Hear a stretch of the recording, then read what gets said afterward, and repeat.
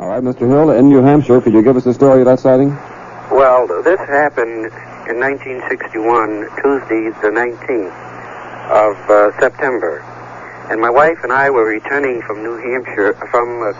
from Canada to New Hampshire. We were driving along Route 3, and it was approximately 11 o'clock at night in the evening when we saw what looked like a bright star in the heavens. It was the brightest star up there, and it was very clear night.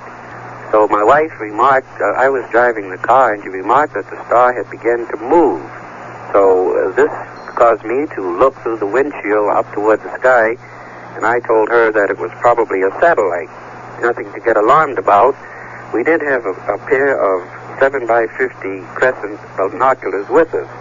So I stopped the car, and we got out, and she took the binoculars and was looking at the object, and I reached under the seat to get our little doggie, a little dachshund, and put the chain on her to walk her about while my wife was looking at the object.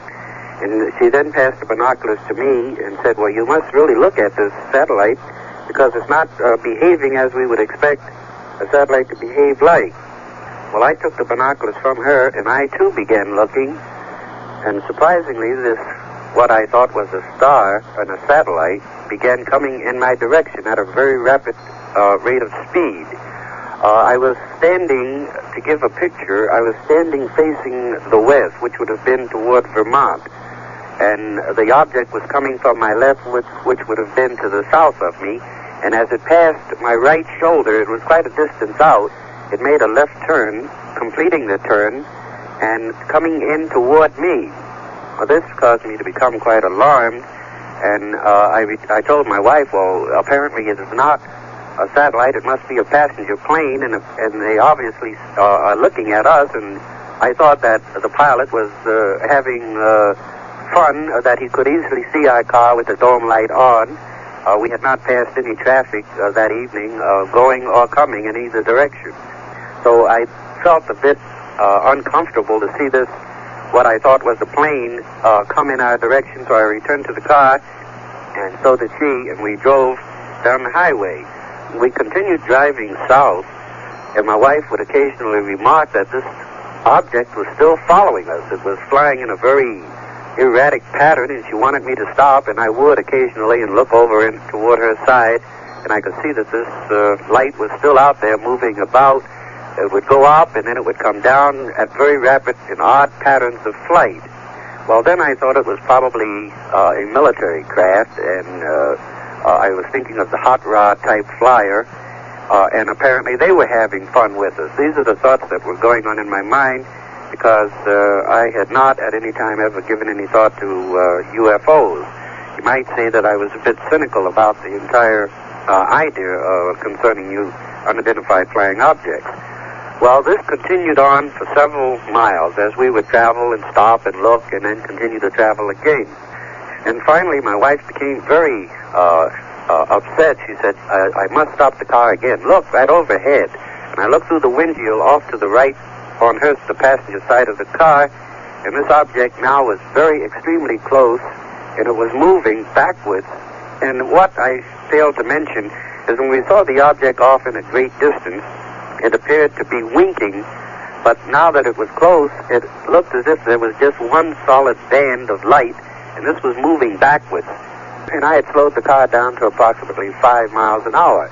Well, this was very upsetting, so I came to a complete stop in the center of the highway. I got out of the car, and I took the binoculars. I rested my left arm on the door that was open of the car door, and my right elbow on the roof of the car, and I tried to look, but the motor was running, so I had to step away.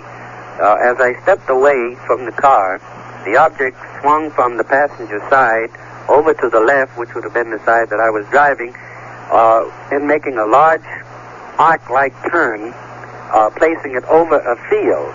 Well, this was very alarming to me, and I began walking across the highway, looking up at the object with the binoculars, putting them down, shaking my head, saying, well, this just can't be true. I don't believe it. And I continued to walk until I was about, I would say approximately 100 feet in this field, across this field, and the object was just above me. And this is when while looking with the binoculars, I could see what I thought was approximately 9 to 11 men. I would describe them. I would say that they were men. There was nothing grotesque about them. Looking back at me, looking down through this plate of glass, a series of windows toward me. So I then was quite alarmed, but of the group that was looking, they all turned to the back so that was facing the back of them. There was a panel. It looked as if it was a panel. They began pulling levers. Only one object continued to stare from the window down toward me. And I then saw 2 red lights on the side of the craft, which seemed to be the extension of a wing, a fan-type wing, I would describe it. Not a conventional wing that we associate with airplanes, but more of a fan-type thing, moving away from the side of this object, which had the shape of the so-called flying saucer. Well, this was too much for me, and I made a hasty retreat to the car, screaming to the wife that they had seen me, they had seen us, and we had to get away. And this was the extent of the sighting, which I found very distressing and very difficult to believe. Mr. Hill, did you report this to anyone?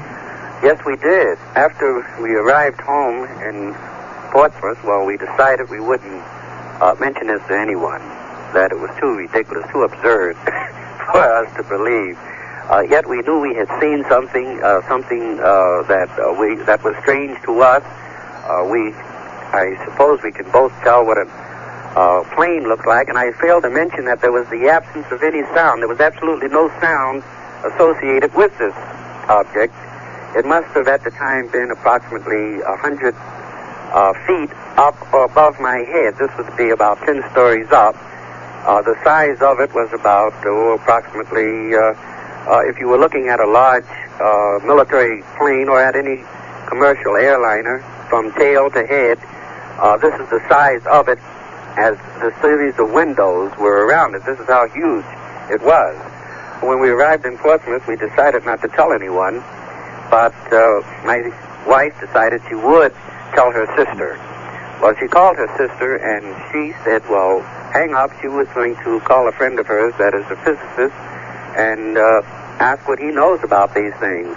So she called us, and her sister called us back to tell us that the physicist had suggested that we go out and see if there was any radioactivity around, anything unusual about the car, if we had a compass to take it with us.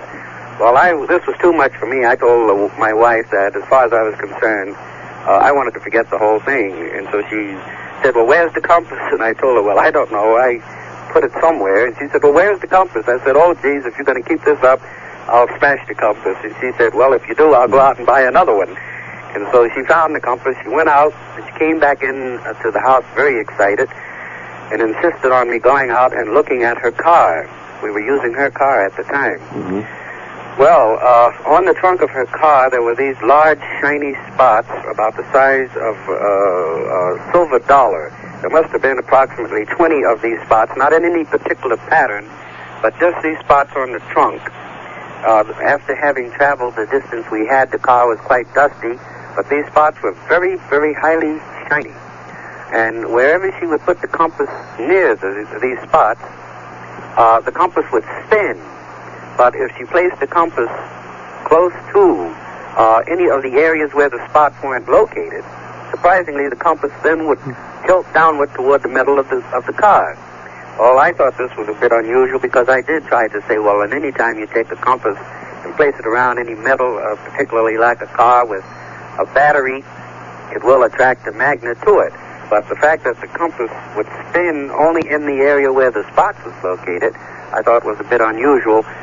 And then this is when my wife decided, well, we should notify someone, and we thought of notifying the military base located in this area. And briefly, what was their reaction to this? It was curious and interesting. I didn't want any parts of it. I told my wife that she could go ahead and contact them and leave me out of it. But while talking to her, then they asked for me to give my account of it. And this drew me into the conversation, so I also talked to a major, and he then explained to me that the conversation was going to be monitored. and that I was to hold on, and the conversation was not going to take place at this particular military establishment, but elsewhere, but he did not designate where. So I held on for a few minutes, brief minutes, and then another voice came on telling me to tell all that I had seen and to give an account, a full account and description of this thing that I had seen. And have you heard from them since that time? This was on, well, they called back the following morning about 8:30 or 9 o'clock in the morning. I thought what this officer had to say was very interesting. He did not elaborate on why he said this, but he said he had been up all night working on the description of the wings of this and the two red lights. And that could I give any more information? Well, I had given him all the information I could at the time about it, and that was the extent of the contact we had with the military, with the Air Force. You describe these people or things you saw at the window. To give a description of them? Yes. Yes, well, there was nothing unusual about them. They did have on what I thought was a black type shiny uniform, similar to the kind you find motorcyclists wearing, the black leather type jackets and whatnot. And the one that I will now, just for identifying purposes, call a leader, well, he had on a military type cap with the visor, while the others did not.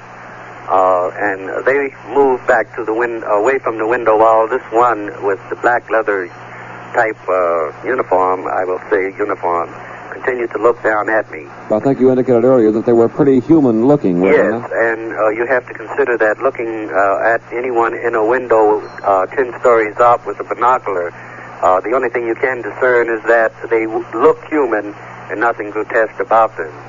Mr. Hill, this is Wes Fitch. Did you feel there was anything sinister about these people? Did you get that impression? Yes, I did. Only that it was a strange situation, and therefore I have thought of this many times. That is to say, was there anything sinister about them, or was it because of the unusual situation that I was in, magnifying my feelings? I did feel that there was something sinister, strange, unusual about the whole thing. Do you feel that those thoughts had anything to do with that beeping sound that followed your car? I failed to mention that, didn't I? When I returned to the car, when we were up in the mountains, when I mentioned to my wife that, oh my God, I said, they are looking at us and they have seen us and they're coming after us. When I returned to the car, there was a series of beeps.